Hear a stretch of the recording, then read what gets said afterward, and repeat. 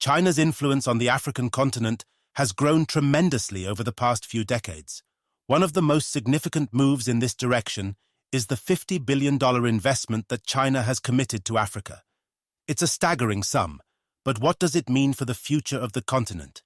And more importantly, how will this investment change the game for African economies, politics, and its people? These are the questions we'll explore in this video, breaking down the different facets of China's financial commitment and its broader implications. China's involvement in Africa isn't new. It's been going on for years, but the scope and scale of this $50 billion investment suggests something more profound. At its core, this financial commitment touches various sectors, everything from infrastructure development to technology, energy, and manufacturing.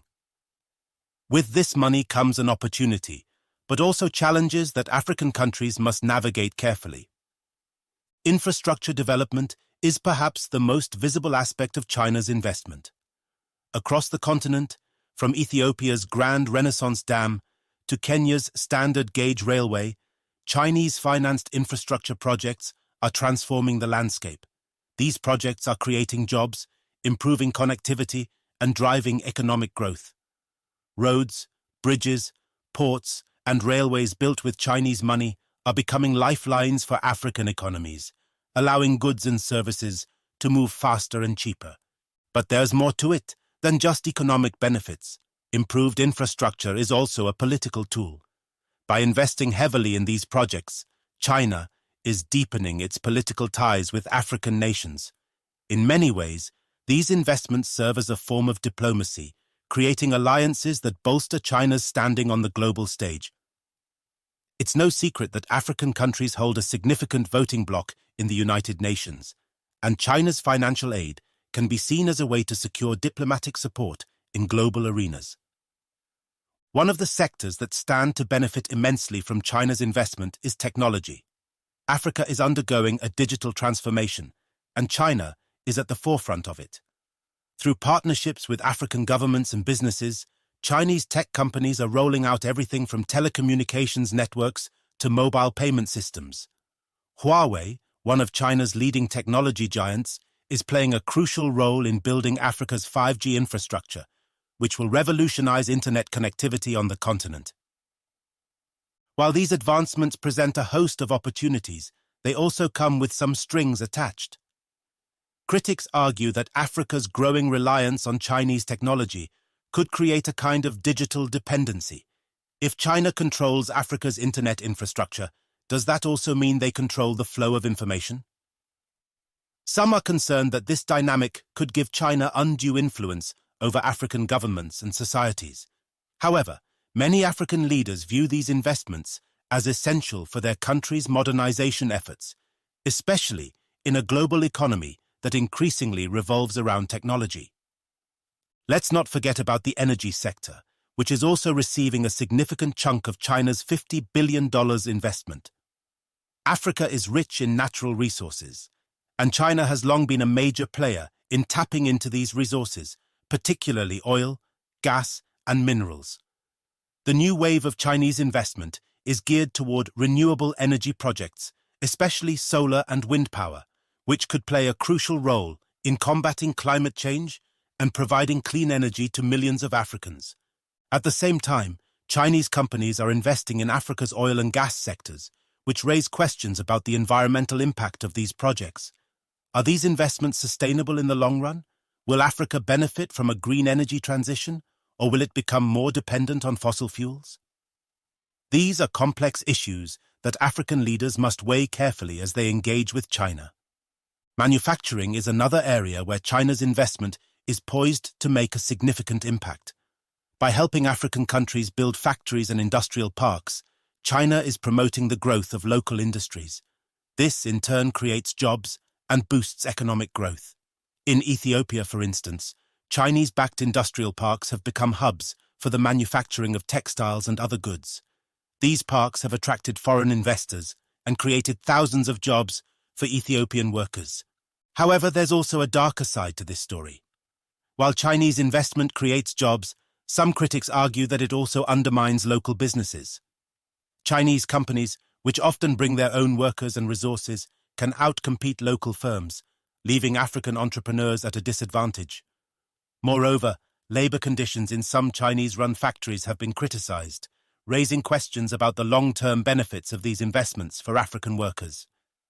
Join me as I dive deeper into the challenge of breaking down how China's $50 billion investment in Africa is going to change the game. If you're finding this breakdown insightful, make sure to hit that like button, drop a comment, and subscribe to the channel for more deep dives into global economics and international relations. Your support helps us bring you more content like this.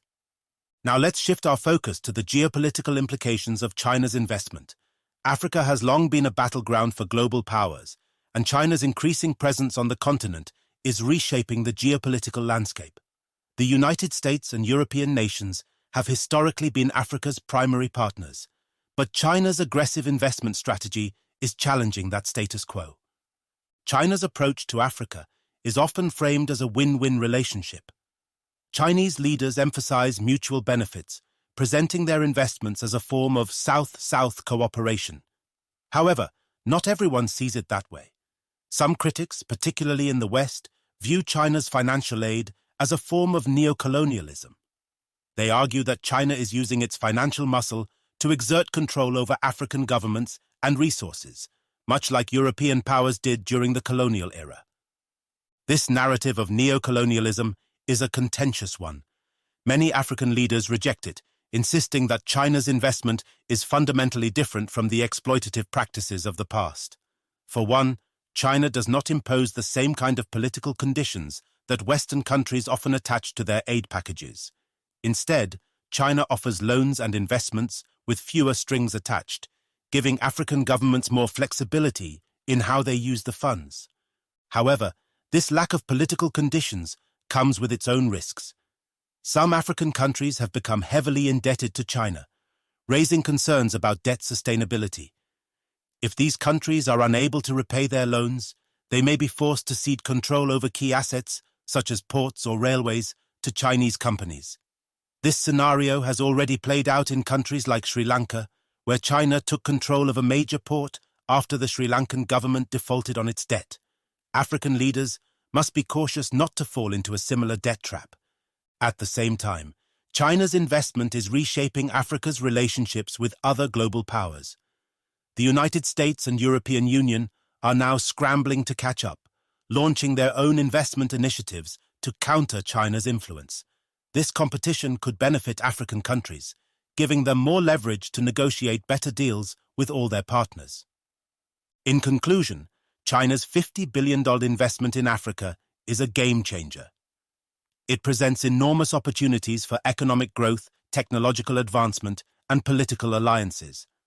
However, it also comes with challenges, from debt sustainability to concerns about digital dependency and environmental impact. African leaders must navigate these challenges carefully to ensure that their countries truly benefit from this new wave of investment. As China's influence in Africa continues to grow, it's clear that the future of the continent will be shaped in part by this partnership. The question now is how African countries will harness the opportunities while mitigating the risks. Thank you for joining me on this journey to explore the complexities of China's investment in Africa. If you enjoyed this video, don't forget to like, comment, and subscribe. Your support is invaluable in helping us bring you more content on global issues that matter.